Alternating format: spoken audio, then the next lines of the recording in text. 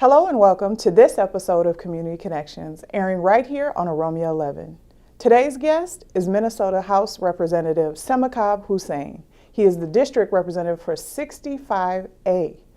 Make sure that you stay tuned. We're going to talk about the current Trump administration. We're going to talk about the impact locally involving ICE, immigration. We're going to talk about health care, housing, and he's going to give us an update on what's going on at the legislative floor. This is going to be an episode you won't want to miss.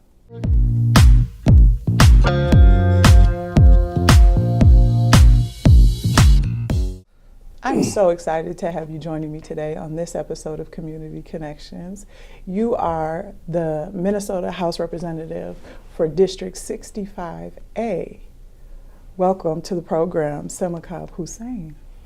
Thank you for having me here, and I'm honored to be here on the part of the Connection OROMIA11, and this is my first time.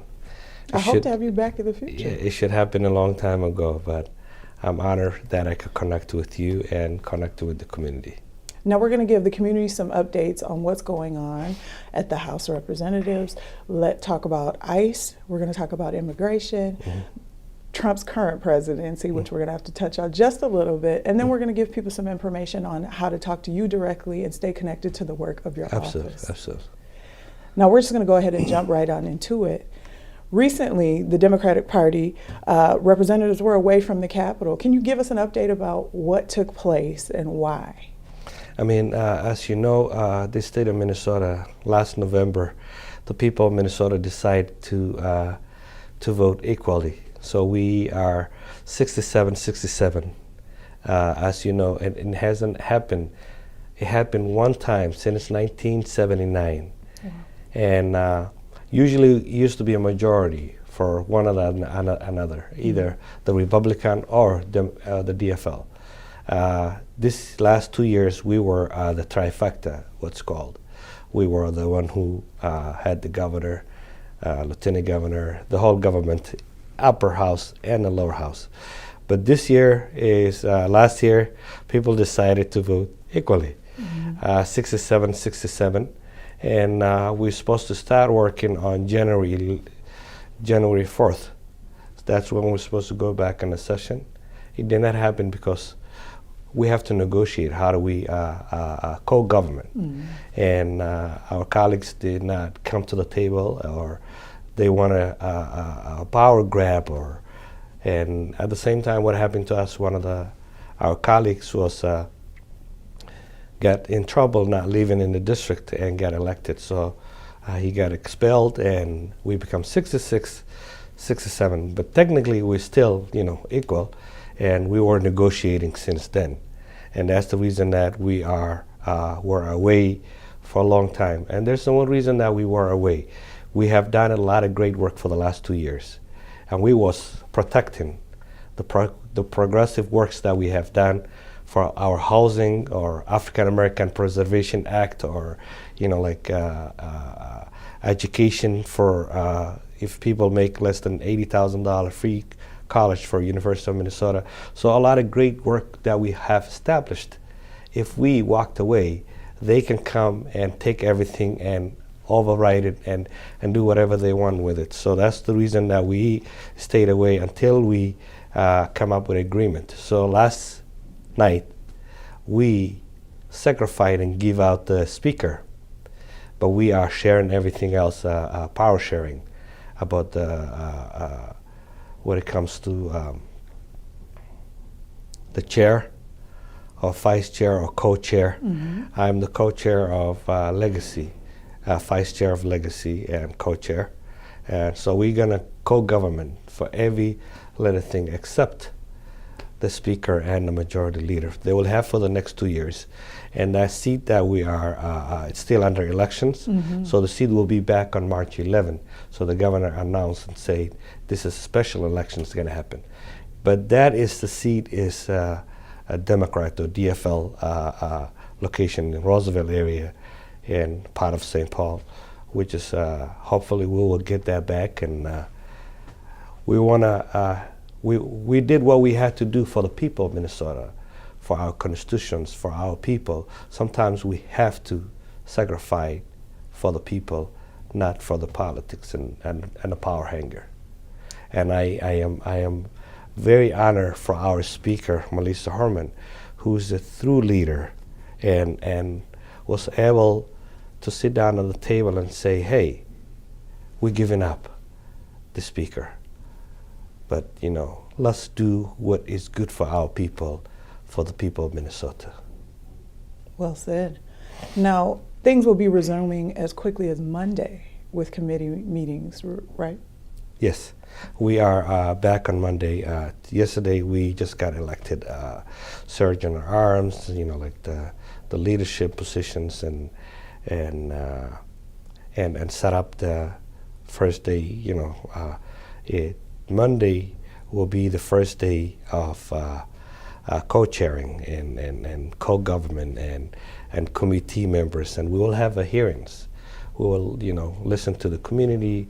We'll listen to the commissioners, and we'll put a budget that works and reflect for the state of Minnesota. We want to make sure that we don't leave no one behind. That's very important. Yeah. Things always work out best when we stick together. Absolutely. The legislative floor will be closing on May 19th of this year. Yes. Do you feel like that's going to give you all enough time to try and do as much as possible? We do have a lot of time, and sometimes we want to people let them know we stay there until 3 a.m. or 5 a.m. or sometimes we work back to back. So it's going to be a lot of work and a lot of hours and a lot of time in that we're going to put it together, and we will get it done on time. We're not hoping that it's going to be a special election. We will work together. Staying in there till 3 a.m. I don't think many people know that, how hard you all actually work trying to represent the people. Yeah. Last year, I remember sometime we stayed overnight and slept in our chairs and then go home and shower for 3 hours, 4 hours, and be back in committee and then continue on the session and stay until midnight. Because the reason that we were doing is we want to make sure that no government shutdown, and we want to make sure that budget allocated for healthcare, education, the housings, and because every little thing that we're doing is reflecting our community, and we don't want to let them down. It's very important. Now we're going to talk a little bit about the effect of President Trump's current policies. What are they doing and how are they impacting the House of Representatives? And the state of Minnesota is, Trump can say whatever he wants, but one thing that I want to advise the people that came to our SALT and asked for humanitarian, or like they wanted to stay, they want to be part of, as long as this individual has a court date, or have a lawyer, and they don't do any criminal or any, in the state of Minnesota, we're not going after anyone that came to our SALT and asking for to stay in the state of Minnesota and have, because it's a federal issue, it's not a state issue. But what I spoke to some lawyers that knows in the system, they were like, hey, if somebody has a court pending, and as long that court denied, or there's something criminal, ISIS might not take away. We need to know, and if that happened, people has to reach out to our office, and then we'll reach out to and connect with our congresswomen, and we'll connect our senators. They the one who will follow up and go to the and find out those individuals what's the hold and what's the reasons they have. If they are illegally conducting, then they will go after them and bring them back. But if there's nothing, if they do something illegal, then there's nothing we can do about it. But if there's always a hope. And the state of Minnesota, what we have done is we put a lot of funding for legal aid, which is available for those individuals to get a lawyer or to kind of get the opportunity they need. We thought about it for 2 years ago that, people are underserved or people that need a lawyers, or, if you have a housing issue. So we put $80 million to kind of ongoing support for those people that really need it. Not only that, also for those individuals, we put them in the healthcare system, whether you're a citizen or not citizen. If you don't have an income, you can get healthcare for free. And we are put also the state of Minnesota free education for those people that came in the state of Minnesota. If you make less than $80,000, you can still go for free college. That's so important. And the other thing that we did is driver license and ID, because we want to make sure that people are right next to your neighborhood to have some kind of identity. Mm-hmm. While they waiting for pending case, we, instruction to get this driver license, or as long as they have a press certificate, they'll go there and then we'll work with them. So providing people with health care, driver's license, allowing them to go to school for free, mm-hmm. and helping people stay healthy. We are right in the middle of cold and flu season, mm-hmm.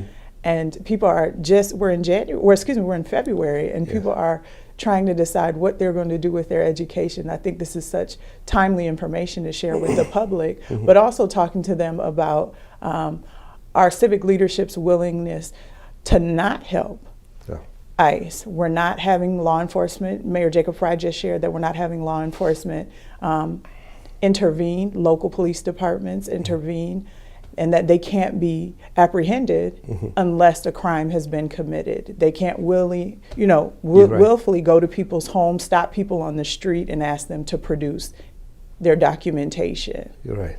I think that's really important. We've heard that Police Chief Brian O'Hara has been very outspoken about focusing on helping the public and giving them the confidence to call the police if they need help, but not having to fear that they will be taken. You're right. Being black and being underserved, you always worry about police, but we've been encouraging our police officers to kind of have a community engagement dialogues, and it's getting better. Senator George Floyd, and as a legislator, we pressure police officers to kind of like host dialogues and community engagement, be part of the festival and with community gatherings, so work together. And I've seen a lot of police officers be playing summertime basketball, mm-hmm. showing up at the court, and playing football and hanging out with the young underserved and black or brown, that will kind of boost them up. And our mayor is the same as Jacob Fry, Mayor Melvin Carter, mm-hmm. is just a supporter, not working with ICE, and our police are not working with ICE, and the sheriffs are not working with ICE. So we have, it's their on if they want to concentrate, and we're not helping. And thanks God, in the state of Minnesota, it's not one of those states that willing to work with. And there's one place that I'm really disappointed that I seen an article, mm-hmm. University of Minnesota. I think they should have waited a little bit. They put an article together saying that we want to work together. And I understand that we funded them a lot, and we provided funding, and I'm very disappointed, and I'm sending out the letter. What they've done is wrong. The University of Minnesota has such a large international population right here in the Twin Cities and beyond. And so I think to have the support of a district representative like yourself putting out the letter to say, we shouldn't have, maybe you should have waited. You should have waited, yeah. And that kids' lives are at stake. Of course. A lot of people, when they tell you their story, what they went through. Have you ever had a chance to kind of interview? You should have talked to one of those people that come for America, for better life. They ran away for torture, they ran away from killing, government harassment, or and then they went through hours and hours and days to come to America. They came from, they take boats, for hours and hours, mm-hmm. and risking their life, whether they're gonna make it at the end or not. And then they went through Brazil, or, the jungle, and there's snakes, and some of them are dying. They never made it to America. Hyena, like so many wild animals, are some of them taken away, but they sacrificed to come for the dream and opportunity and land of freedom, because they came here, and those people are United Nations law that, like America is one of the countries that, that protect and prevent for those people to go back where they ran away so they don't get killed or hurt. And that's the reason in the state of Minnesota we're one of the nicest states, and we're willing to protect for those people whatever it takes as a legislator. Attorney General Keith Ellison was very outspoken. I saw a clip on social media of him saying that we weren't going to support, but also there is no law in the Constitution that is saying these things are permissible. And I think many more areas should agree and follow suit to protect the quality of life of the citizens that they represent and support. Absolutely. So we're saying, people, don't worry, just keep your head down. And I heard some of the people that I got a call. If you have a court date, please show up. Don't escape, That will give them opportunity for them to come and get you. Because there's a few people that skipped and worried, like, hey, if I show up, am I going to locked up? No, they want to check with you. They want to see whether you still live in the district, whether you still complying, a lot of people showed up and they get back, and some people that haven't shown up, they came after them and picked them up because you violated the law. Stay on the law. Just listen to your lawyer and work with him or her. Now we're going to talk about the impact on BIPOC communities. How have the policies of the current government affected BIPOC and historically marginalized communities? And what can our residents do and communities do to help? Community is, we always need them. They need to come see our office.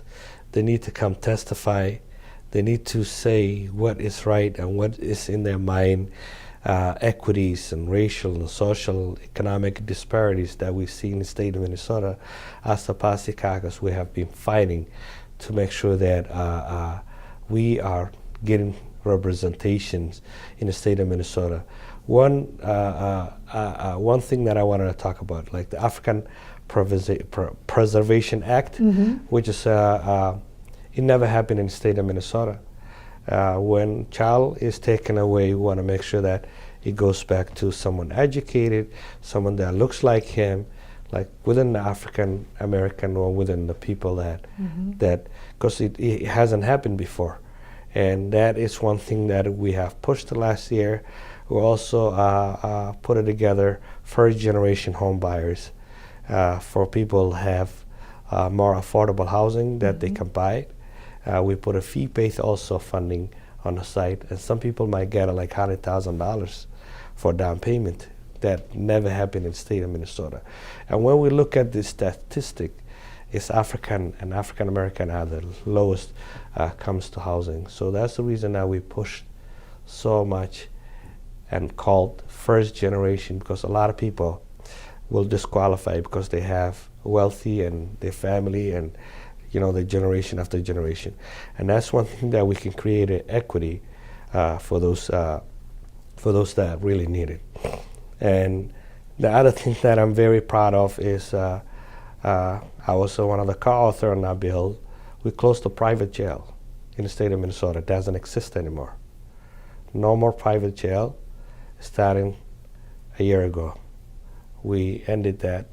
And also we also give second chance for people for restore the vote, which is a lot of people did not have opportunity ever to vote. And what excites me is like seeing young black and brown coming to my office and crying and saying, thank you for what you did. It's like now our voice matter, we can elect who we wanted. We can elect who we wanted.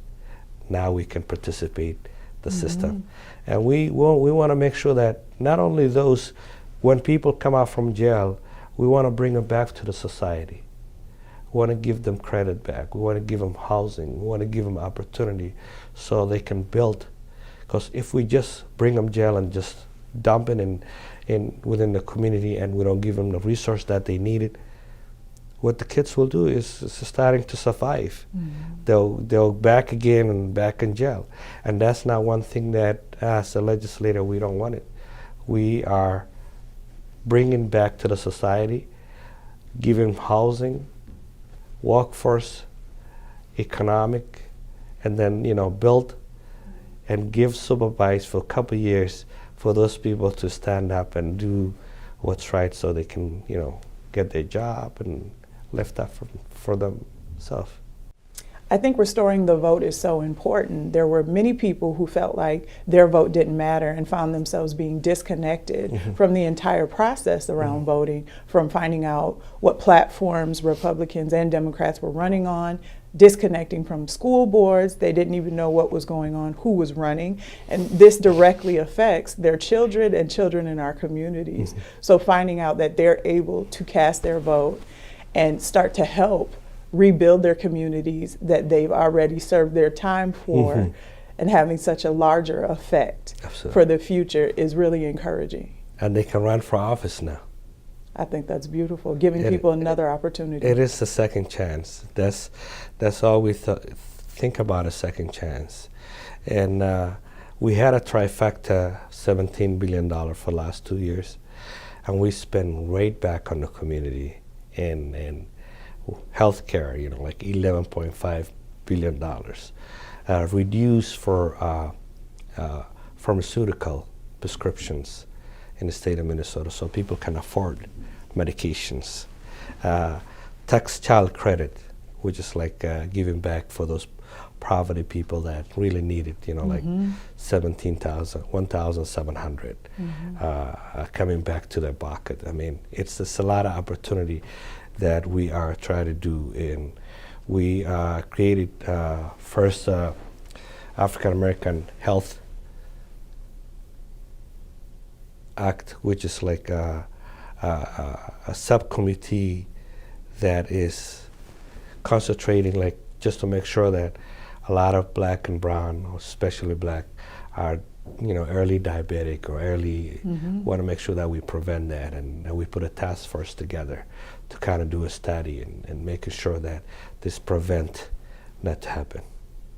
Which is helping lower the death rate. Yes, and we did also establish the New American Office, which is like a new immigrant, get resources, opportunity to connect with the government. That's important to keep people informed. Yeah. Now, we're going to talk a little bit more about ICE before we're done. What role, if any, do Minnesotans, state and local law enforcement agencies play in the assistance of ICE? I know that we talked about it a little earlier when we were saying that they weren't going to be involved.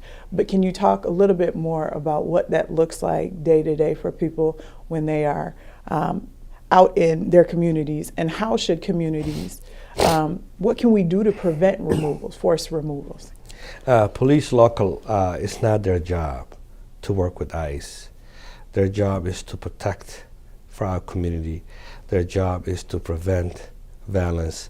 Their job is to help for those people that really dial in 911. So I'm asking my community, if you're seeking and you need help, please dial 911, because that is death and life, risk your life. You shouldn't be worried about local police and 911 and ISIS doesn't work together. So if you need the help, please call 911. Don't be scared.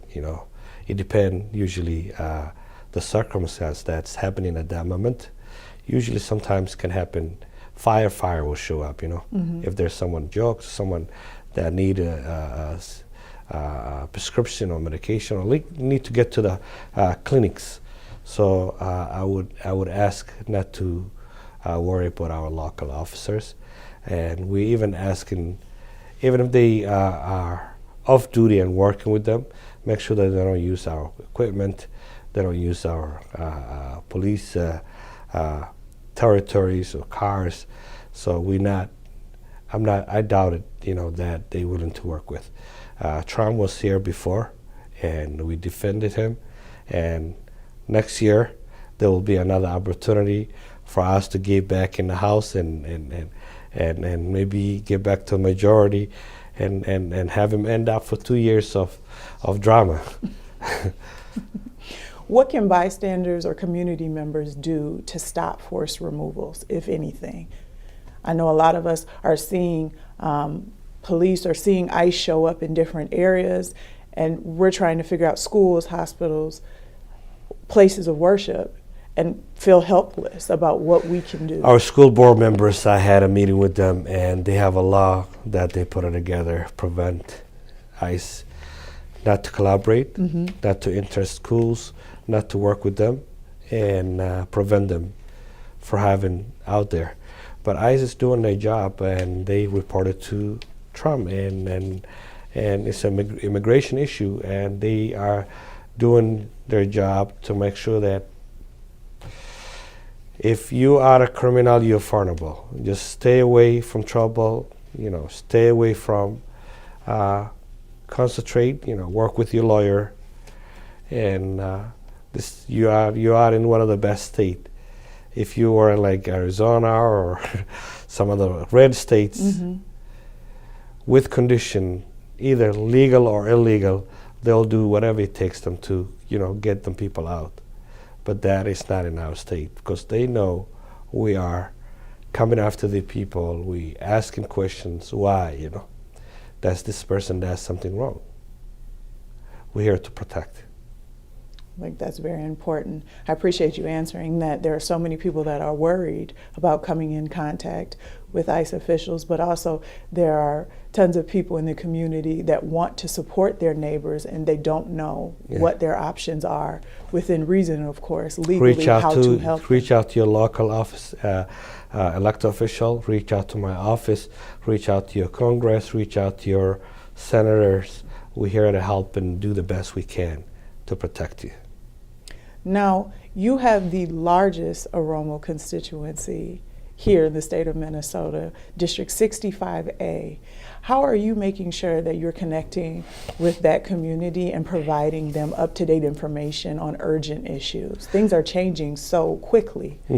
I have also Oromo Community Center in my district, which I carry a bill for re-renovation for the last 2 years, and I'm going to continue doing that.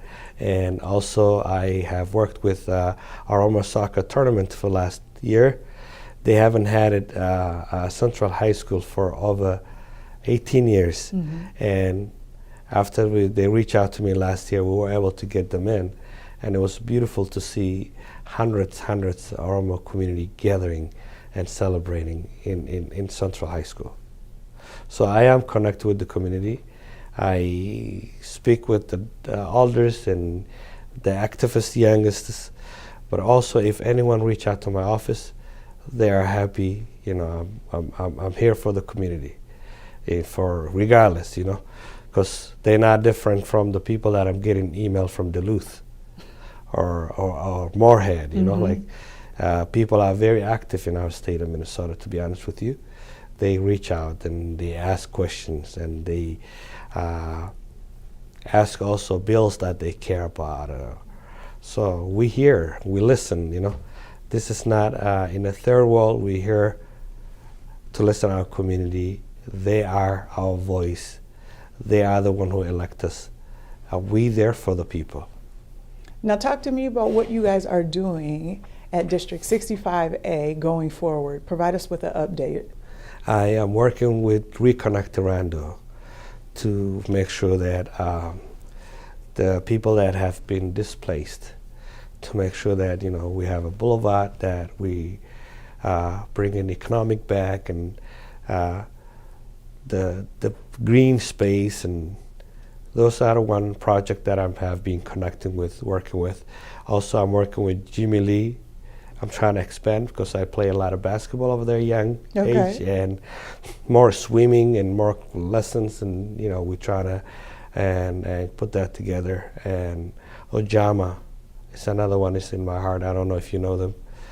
Young African American programs that help, build them, and it's in my district. Like a lot of kids that coming from homeless or coming from, give them opportunity to build them and put them in mentorship and building up skills and graduating from high school, GED, and sending them college or coming back to the society. Some of them does work for county commissioners. Some of them works for state legislators. Because if we don't hold on to our kids and give them the workforce money that they need, they won't be in the society. It's us. But the vision has to come from the community. I think that's so beautiful to hear that they are not only benefiting from the support of the services over at Ujama, but they're also able to come right back and see firsthand how government works and hopefully become the bloomed flowers of the next civic leaders coming up. And the other thing that I'm excited that I'm working on, this will help a lot of Black and brown community is now the state of Minnesota do not have creditors to report for those people that paid on time. So that way, in the future, if you want to get a credit card, you already built it. You have a good history, you have a good credit. And that's how we can build the wealthy and the equity and the racials from generation to come. And hopefully start to see some more first-time home buyers sooner rather than later. Yeah, we are putting, the money still out there. It was $50 million and it was $100 million. I think 50 is almost gone, but the $100 million is still out there. And there's another fee base, which is way we're allocating for those Muslim or like people that are not worry about interest rate. Those are that was available too. So a lot of people have benefit. A lot of people are getting. And it's just easy and simple. First, you have to get education. Like you have to take a class for 8 hours. And the education class is, when we put it together, is a lot of people need to know what is the circumstance that's coming buying a house. Very true. You have to have a good credit. You have to have an income. You have to pay electricity. You have to pay water. So those basic education, we want to give people in when they come in. So they'll get a certificate. Once they get the certificate, then they apply the loan. If they're not qualifying, the mentorship, that program was telling, hey, I know you want to buy a house. We're willing to work with you. You need to increase your income or your credit, try to work, come back after 6 months, find another job, find another income, because you cannot afford. Because we don't want to put people something that they cannot afford.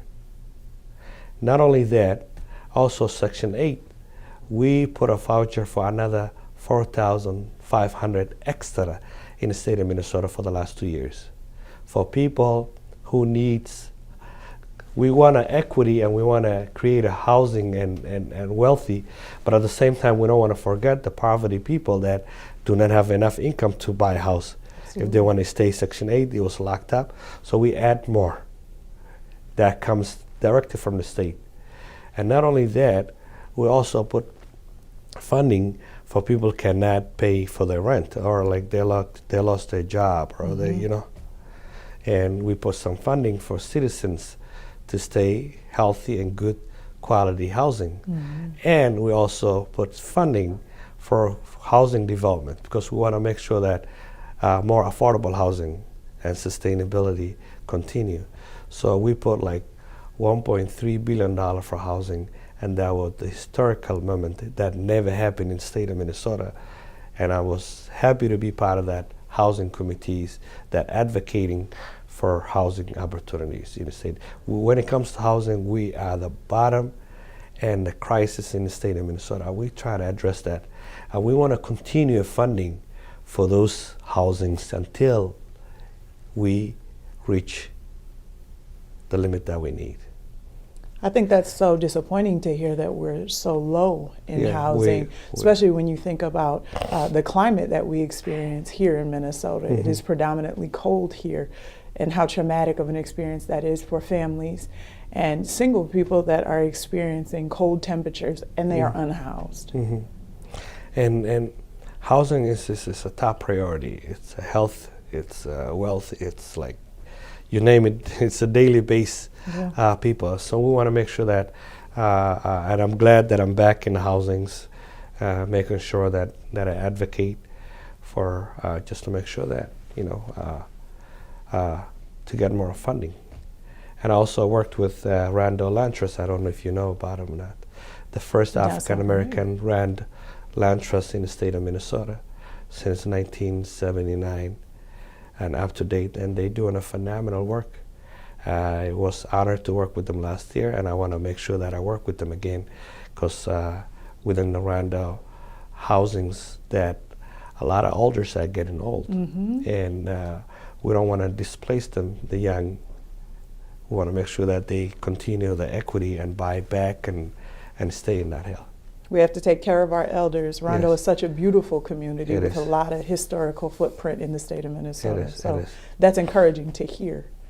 Now let viewers know how to stay connected to you and the work of your office. You were talking about people emailing you and things like that. Please provide your contact information so that they are able to follow up with you. You can reach out to me, Semakab Hussein, online, and you can email me all the time to my email address, rep.samakab.Hussein, HUSSEIN, @house@mn.gov. Also, if you put my first and last name, SAMAKAB, Google, I'll pop out and you can just click my link. You can also subscribe, because we send out every 2 weeks, so every week status updated, what I'm working on it, where we at in the state of Minnesota. We update our constitutions, and also if you want to set up a meeting, just email it to me or contact to my office, and my LA and I, we're happy to meet with you and to talk about your agenda and things that we can help you with. I'm honored to be here, OROMIA11. This is my first time. This place is beautiful and people are very welcome, and I'll be back every other week. Update. Thank you for stopping by and providing us with an update on what's going on. And I look forward to having you come back again and let our viewers know what's going on at the House of Representatives. Absolutely. Thank you very much, and I appreciate for having me here. Unfortunately, that is all the time that we have for this episode of Community Connections. As always, I am your host, Anna Orr, and this has been Community Connections, airing right here on OROMIA11. I look forward to connecting again with you soon.